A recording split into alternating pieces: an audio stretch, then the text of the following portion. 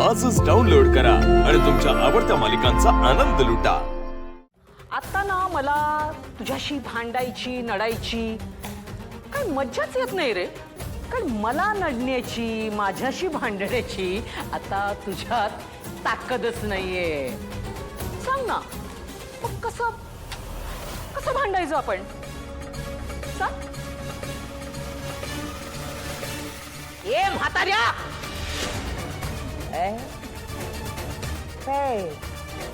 मान नको वाकडी करू, आधीच वाकडी झाली।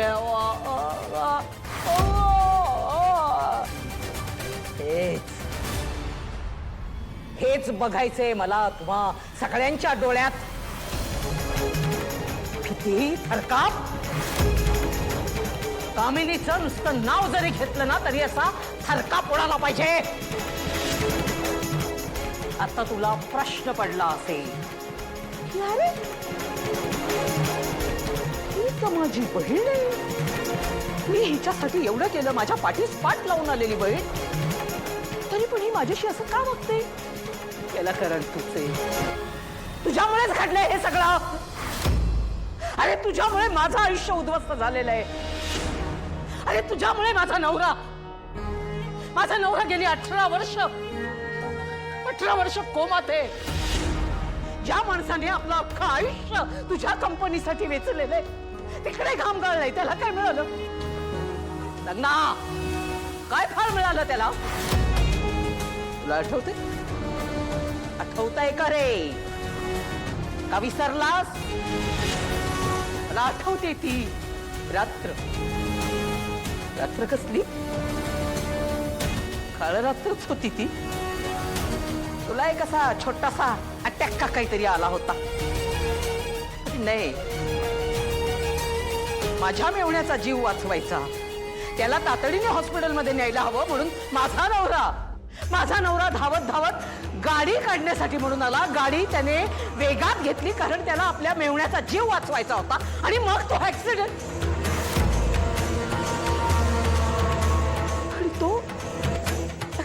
झाला। ऍक्सिडेंट मध्ये काय झालं तुला नसेल रे आठवत, कारण तुला काहीच झालं नाही।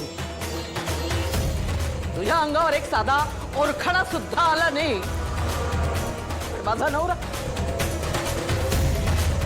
नवरा मात्र गेली 18 वर्ष कोमामध्ये खितपत पडू नये। एका रात्रीत मी आणि माझी रागिणी रस्त्यावर आलो। हवाचं कर्तव्य बजावलंस तू आम्हाला तुझ्या घरी घेऊन आलास। तेव्हा मी बघितलं की अरे माझा भाऊ तर कुबेर झालाय, कुबेर।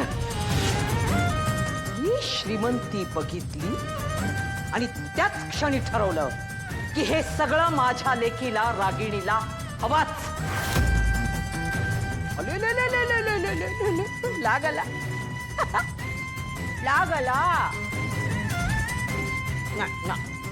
लागवायचं नाही लागवायचं। अरे अजून खूप छळ बाकी आहे, अजून बरंच काही काही भोगायचंय तुला आठवतंय का रे? आठवतोय तो प्रसंग? मी हट्ट केला म्हणून तू राजन आणि रागिणीचं लग्न लावून द्यायला कबूल झाला।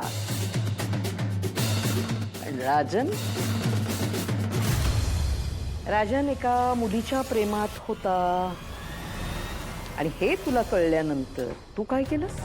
तू माझ्याकडे आलास आणि म्हणजे असं बारीकसं तोंड करून आलास आणि मला म्हणालास, अगं राजनचं एका मुलीवर प्रेम आहे आणि त्याला तिच्यापासनं मुलगी सुद्धा आहे, त्यांनी लग्नही केलंय म्हटल्यानंतर ते लग्न मान्य करावं लागेल। तेव्हा हे लग्न काही होणार नाही। मी काय करतो, मी रागिणीचं लग्न अगदी थाटामाटात लावून देतो। अरे हट! ही सोन्याची खाण सोडून मी आणि रागिणी का जाऊ? स्पॉट फिरवलीस. म्हणूनच मी तुझ्या सुनेवर आणि तिच्या मुलीवर डाव टाकला. लक्षात आलं हे काही पुरेसं नव्हतं. कारण खराची सूत्र आणि खराच्या चाव्या या सगळ्या तुझ्याचकडे होत्या. मग मी ठरवलं की आता पुढचा जो डाव आहे तो तुझ्या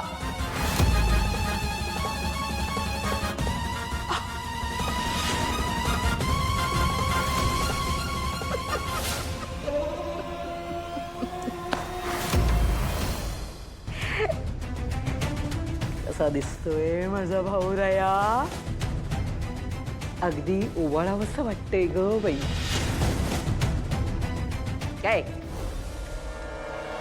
कसं वाटतंय सिंहासन? खुश ना? गावभर मिरवायचास. बहिणीला मदत केली. बहिणीचा संसार उभा करण्यासाठी मी खूप मदत केली. पण आता कोणाच्याही मदतीशिवाय तुझं पान सुद्धा हलत नाही. वा वा वा वा कामिनी वा. कामिनीचं म्हणजे ना खामच असे. कामिनीचा डाव म्हणजे वर्मावर खाव.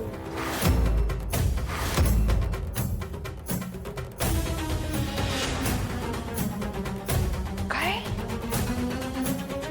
टकटक झाली का? काय बघतोय? तुला काय वाटलं तुझी बायको येईल आणि ती सगळं ऐकेल असं?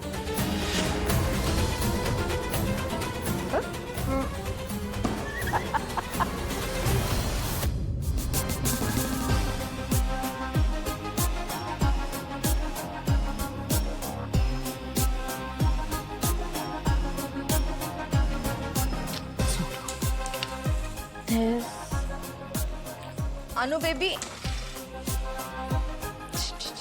बापरे किती तो पसारा. तयार झालीस? नाही ना, एक सेकंड, हे अडकलंय. थांब थांब मम्मा आहे ना. थांब. आता ओके? या by the way, how do I look okay? ठीक वाटते हे बघ ना.